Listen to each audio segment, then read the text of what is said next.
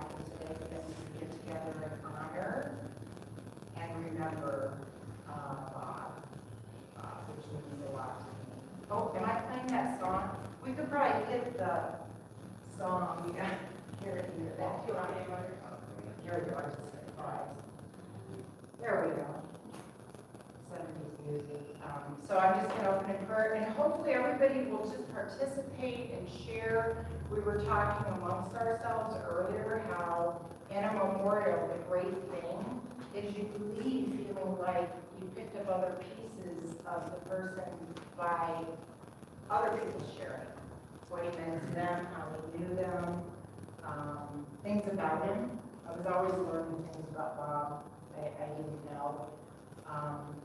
So I'm just going to open us up in prayer and do a quick share and hand it over to you guys.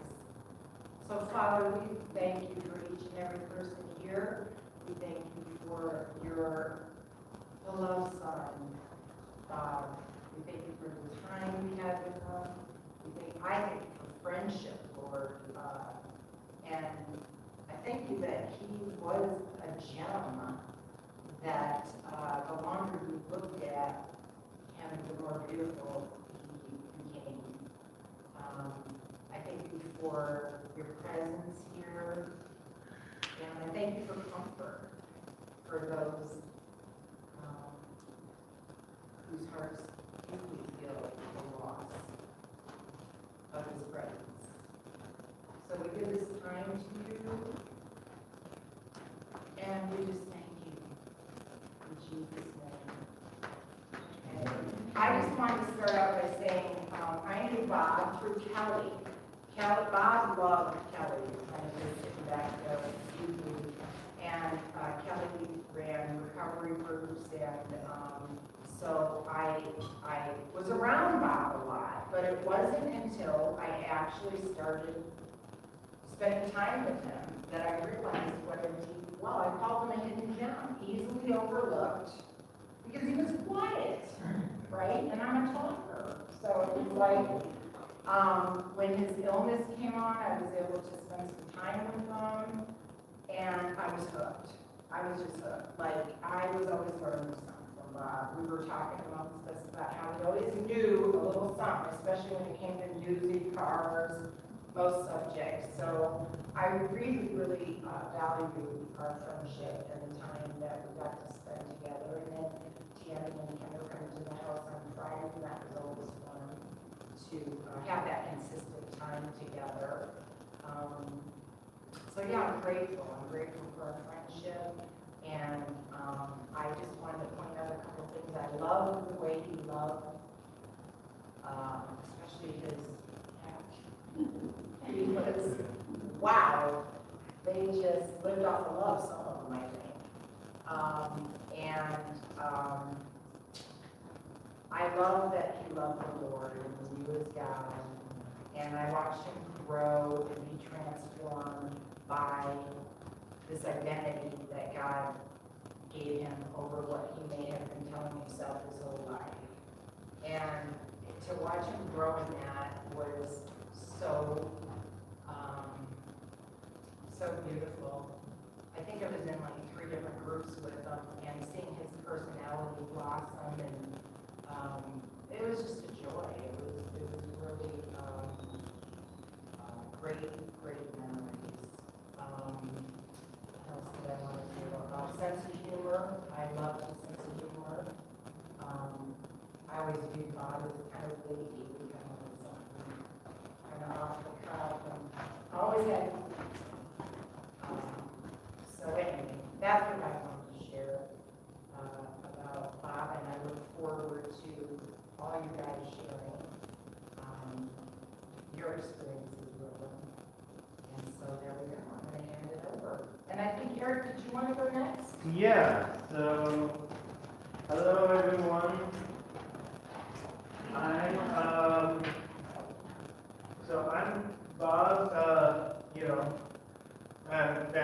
Bob's been part of our family for 5 years.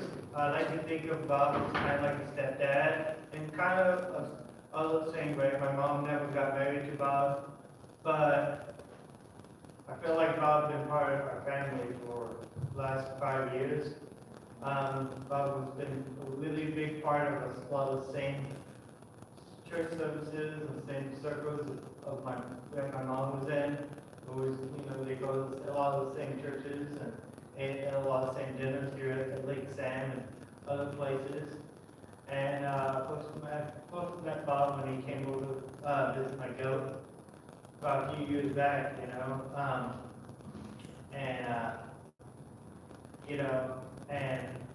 before I met Bob, I guess when he was in high school, he wanted to be a talk show host. He went to school for, he went to school for, he went to have a degree, he got a college degree and being a radio and he was radio production, and he wanted to be, he really was into, one of his friends here was saying he was really into, all these talk shows with the conspiracy theories and things. Bob could talk for hours about anything.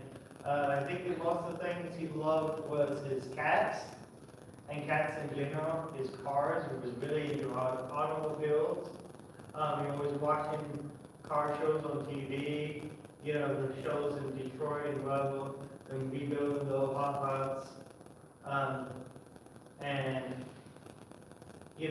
That's kind of who Bob was.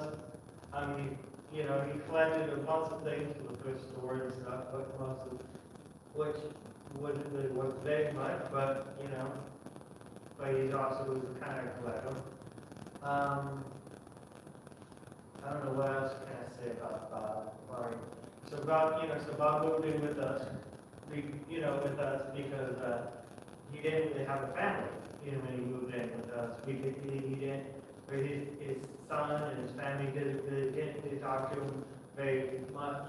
He was an orphan, I believe, so he didn't really have parents. So pretty much we were his only family that he had. And I'm really glad that we are able to give somebody a family and a home, and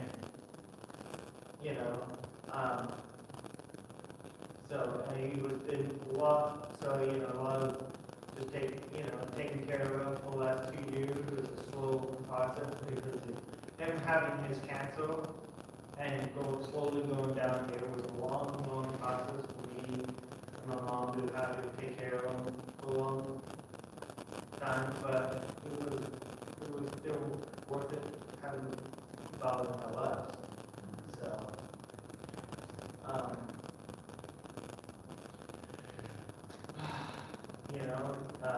I really loved his cats and really loved them, and he was really generous guy, really a loving guy. And I'm really glad that he was able to help my mom, go through some, get over some of the dark phases she had to go through, and us, and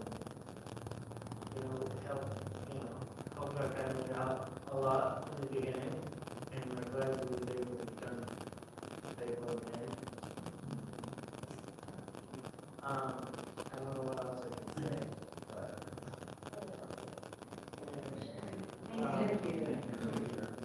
yeah, so he was last job he had was a rehab coach. He really, one of his things, he really wanted to help people get over the, hang-ups and trials and tribulations. He spent a lot of time at the Alana Club and other rehab facilities, different rehab church groups, because, in the middle of his life, I guess he was, he was an addict, but Bob was able to overcome that, because a lot of people doesn't have the strength to do it. And I'm really glad that Bob, and now in the beginning and the end of his life, he really wanted to dedicate in his life to help those deal with their sobriety and overcome their whatever issues that they have in their lives.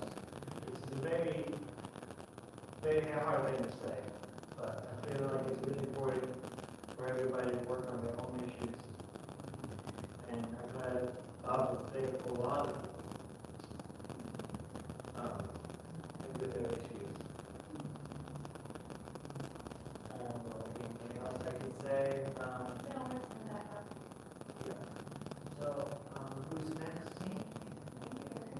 Thank you.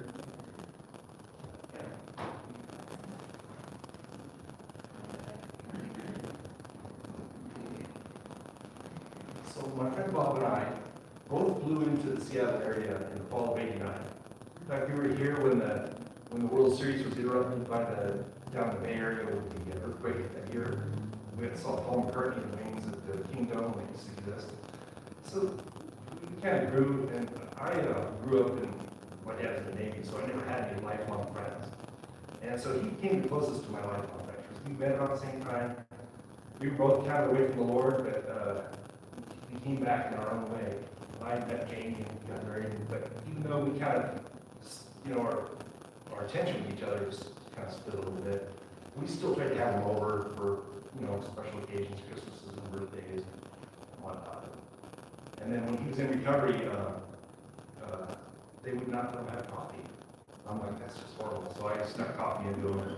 And we were all supporting him, and he stayed sober, and he followed the Lord after that, and got into computers for a little while, and radios. He gave me a few of his old ham radios, and very grateful for that. He'll always be sunk all in memory of it. So he's good people. You guys have been 32 years. That's a long time. Yeah, I forgot. 30, yeah, changed that, so it's 32 years. You guys were his best friends. Yeah, I know who they are now, but I'm putting it together because we used to talk about you guys and visiting you and going, to your house. I just connected that. Okay. Yeah, these are the friends that become Yeah, that.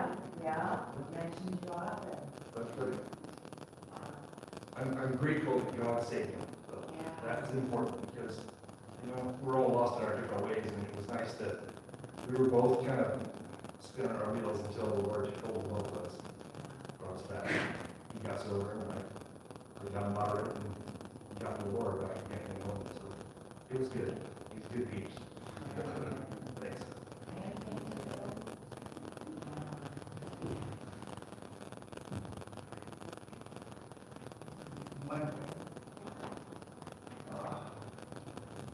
I'm Dan. I knew Bob in 1994. I believe we got sober somewhere around there. He and I went to meetings together for about 10 years, every day almost. It was a place called Hilltop.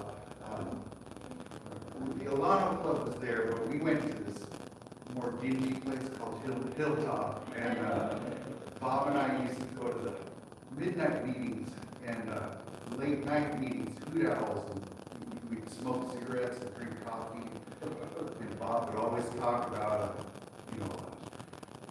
Art Bell and, these stories of conspiracy theories. And one thing about Bob, everybody liked Bob. We used to call him Philadelphia Bob. He had a name, Philadelphia Bob. And everybody liked him. And those late night meetings, sometimes everybody, at the 10 o'clock meeting, a lot of people would leave, and there would be a midnight meeting, and me and Bob would be there, and we would say, we better start a meeting because people would come, we knew people in sobriety would come, and if there wasn't a meeting started, then they would just turn around and leave. So me and Bob sat up there, one of us would chair the meeting, one would secretary the meeting and read all this. We'd get the thing started, and people would come in. So Bob helped a lot of people over the 10 years that I knew him. I might have known him longer than that, but I haven't talked to him in probably 10 years. But we were friends. We went to a couple concerts, like 3 concerts together. And he lived in this little studio apartment with all these cassette tapes all over the place. I mean, just the whole place was just full of these, and radio gear, and he just, but when he talked at the meetings, he was like a radio talk show host. Everybody loved him, just listening to him, and he had all these different ideas, and just funny things about staying sober. And then he went and worked at this Milam as a treatment. I don't know exactly what he did, but I remember seeing him with a walkie-talkie walking around trying to help other people. And Bob loved helping people and just wanted to let you guys know about his a little bit earlier stuff. And I was glad to know a lot of that stuff for him. I'll miss him. Thank you. Thank you.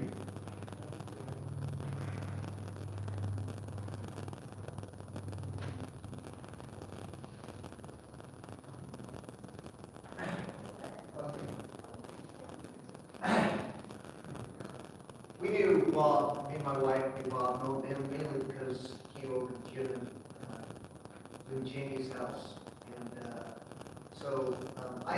I didn't know this much about Bob, to be honest.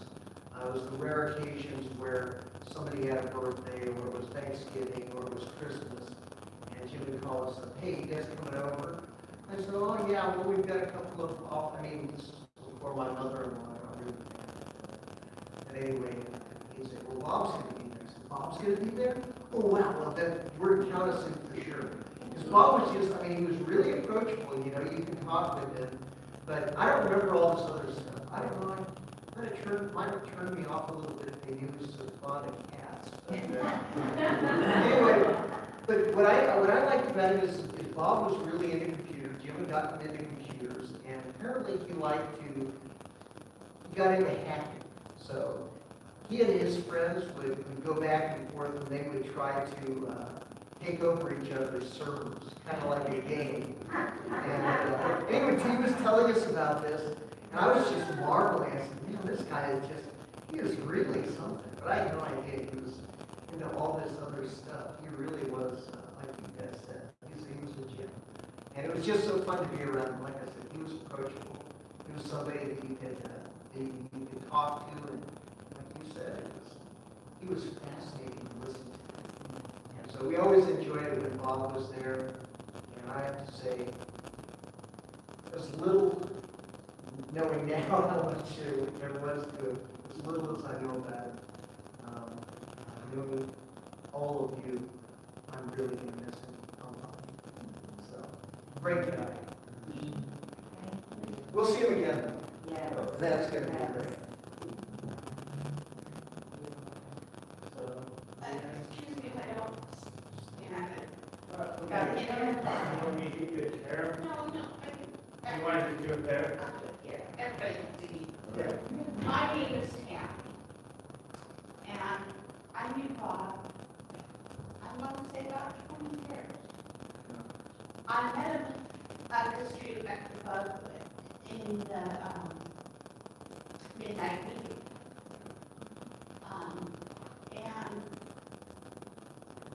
Bob was a character. And of course, everybody loved him, but everybody wanted to hear what he had to say. Because he was very interesting, very intelligent, and he knew a lot of things.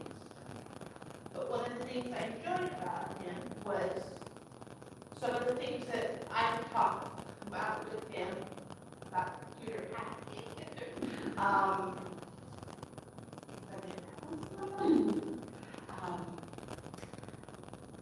The cars, because I've gone up around cars, my dad was a mechanic, my mother was a doctor. So I have a very strong love of cars. And Bob and I could talk about cars for hours. And he was intelligent, and he wasn't intimidated by my intelligence. We could talk about so many things and so many subjects, but he always made me feel better after talking to him. He always made me feel safe. And some of the things I've gone through my life, there hasn't been a strong male character. If it wasn't for Bob and Kelly, I wouldn't be, celebrating almost 17 years. They helped me get sober. Because they taught me that it was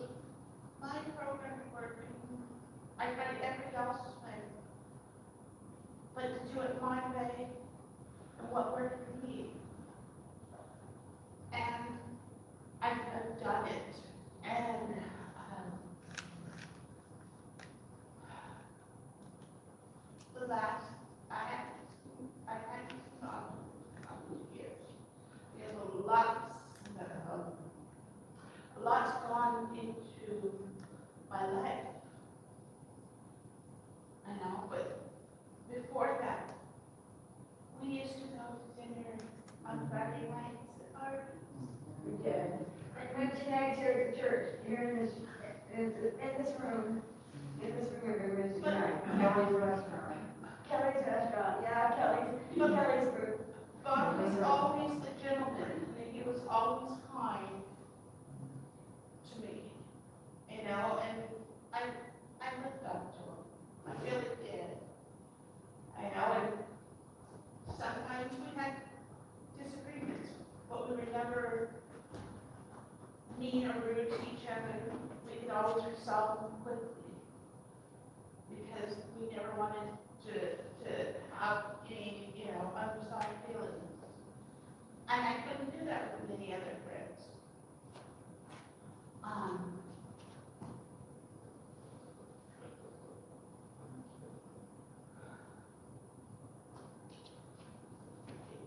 I wish that I would have been able to see him for the last 2 years. Many circumstances have happened, and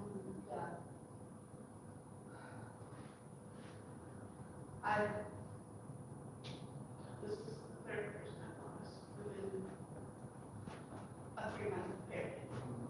My brother, my nephew, and father. And they all held a special place in my life, you know, but I couldn't,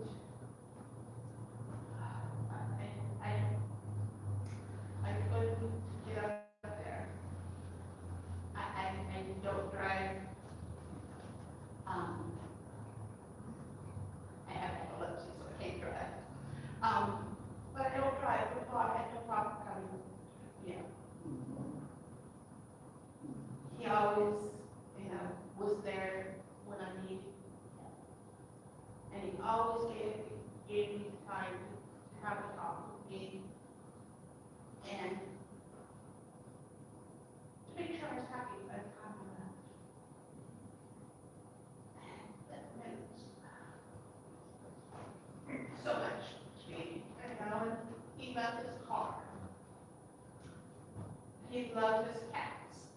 Sometimes he'd rather spend time with his cats than with human beings.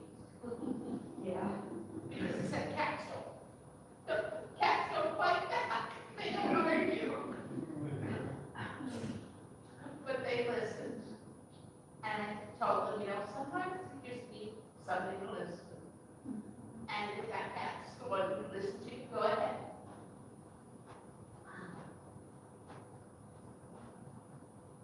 But I'm going to do something. I have to stop thinking about it. And then I can think I have about things. It's been a whole special place in my life, but.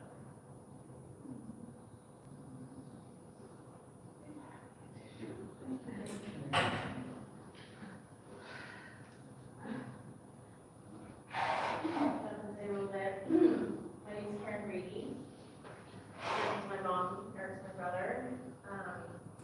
Bob and his son, Erick Perry, super sweet gentleman, in his 40s, and he was really, helpful at the end when Bob was sick. I called him a lot, talked to him about things, and he was able to be here today, but his mother's also ill, and he's been dealing with some long-COVID things, so I just wanted to let you guys know that he's here with us in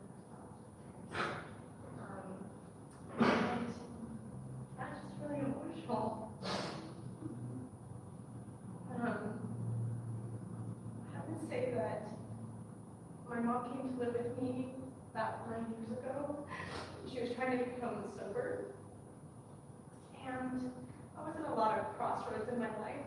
And I would say my reach for supporting my family and everybody was pretty big. And Bob just kind of came in, and he became a friend, and he became someone that I could rely on. He sort of just filled in a lot of and he was so calm and he was always kind. He never really gave me a hard time. You know, he was pretty okay with whatever, you know, the situation was. And I'm just really grateful for that.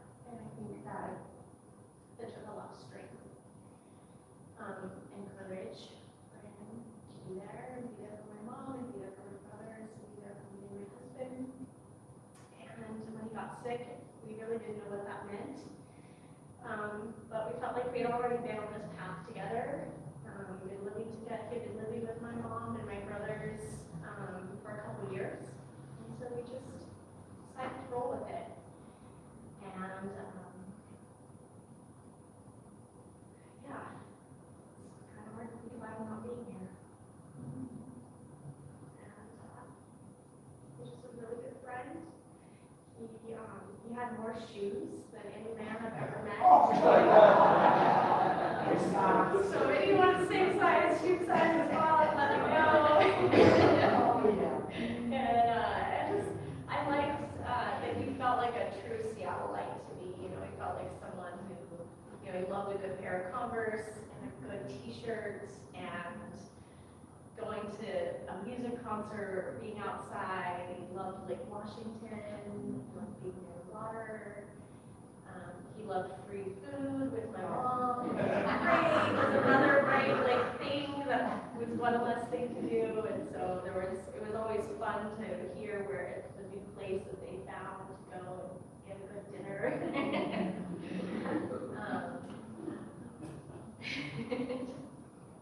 And he just loved to eat, and so it was also really fun because whenever, you know, Bob was often holidays and birthdays with his friends in Tacoma, but when he was around, it was always fun because he would just eat anything that we made, and he loved it, and he was so happy, and it was just really great to have him there. And I felt like sometimes I would just do a little extra to make sure, you know, it was nice for Bob because he just enjoyed it so much.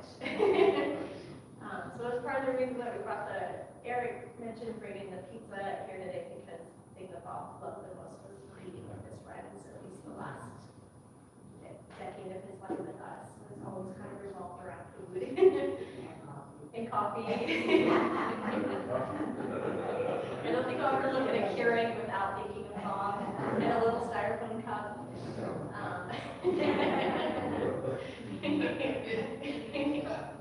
Use the same cup. A little safe styrofoam cup. Start leaking. She'll start leaking and And then then you got away the styrofoam cup. Yeah, like, why don't you use plastic cups if you're gonna use it over and over? So right now, it's styrofoam. So thank you all so much for being here, for helping us have this closure. I didn't realize how important it would be, but. I just like to, I'm not fond of many words, but I just like to say that, I have the privilege of living with Bob and getting to be very close to Bob, and I'm doing a lot of things with Bob, and he really enriched my life a lot, so that I wasn't lonely.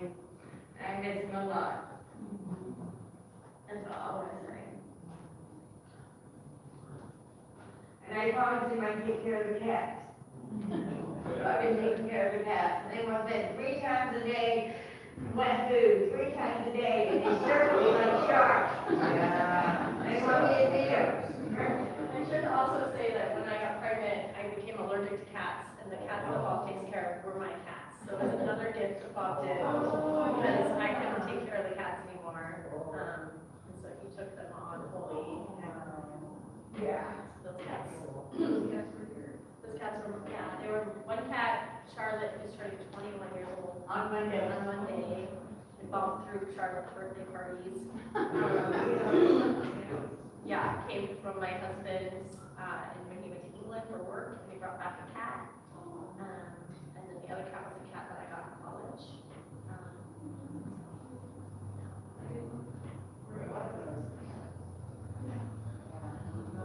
Anybody that couldn't be here today can always send me a video and email it to me, or send it to me on Facebook, or get a hold of me, and we make arrangements to get it to me. I'll probably post on my YouTube channel on, you know, appropriate Yeah. And, you know, so, because I know there'll probably some people that couldn't be here today because of whatever reason they may have. But, like my girlfriend Michelle, she really wanted to be here. She spent a lot of time. Bob, I think, did he send you a message or something to read? It could be a poem that I could read. Okay, yeah, so Michelle wanted to read a poem. I told her she can meld and put it, I'll dedicate another video to the room. So if you want to read it, you can read it sitting down if you want.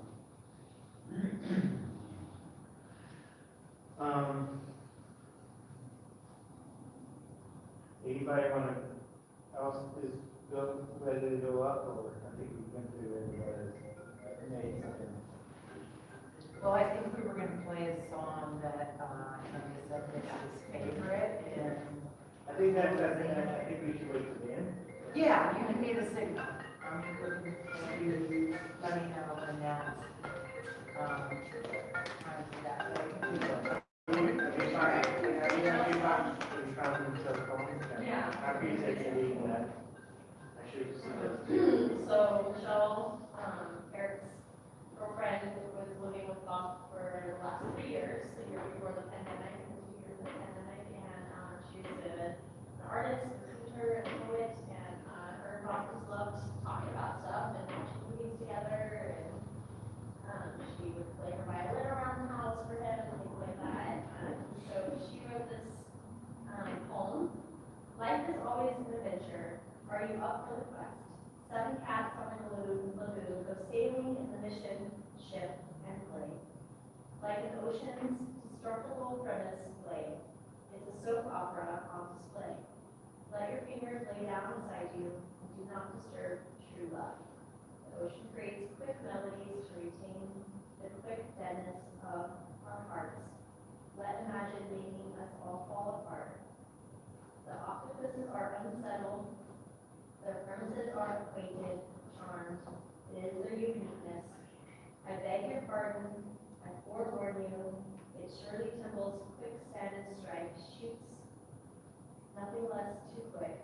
Strums, mums, melodies on earth so sweetly, and cannot make out a defined answer. The play the cats create is quite soothing, tremendous. Farewell. Death marks pages so well. Wow. All right. So I guess we're closing it out. Okay, so this is one of Bob's favorite songs. You guys probably recognize it once it started playing. And thank you everybody for coming. Please, if you guys want to check out the video on Erick the Goat Guy on YouTube. And yeah, and like and subscribe.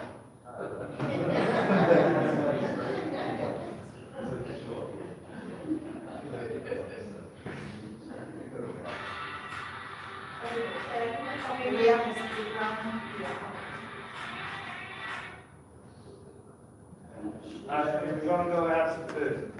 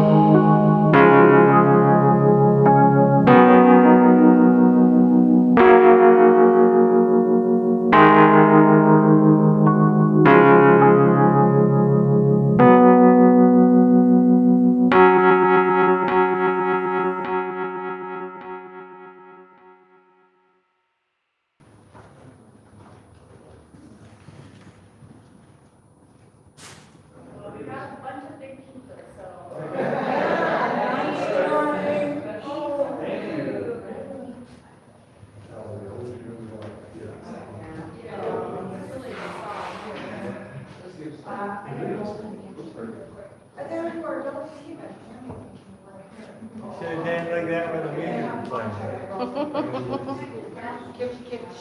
I think we'll just use a cart to roll it out. That's what I said, that's him. Yeah.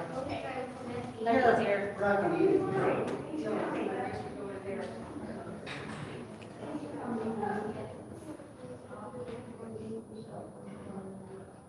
Last communion with Bob.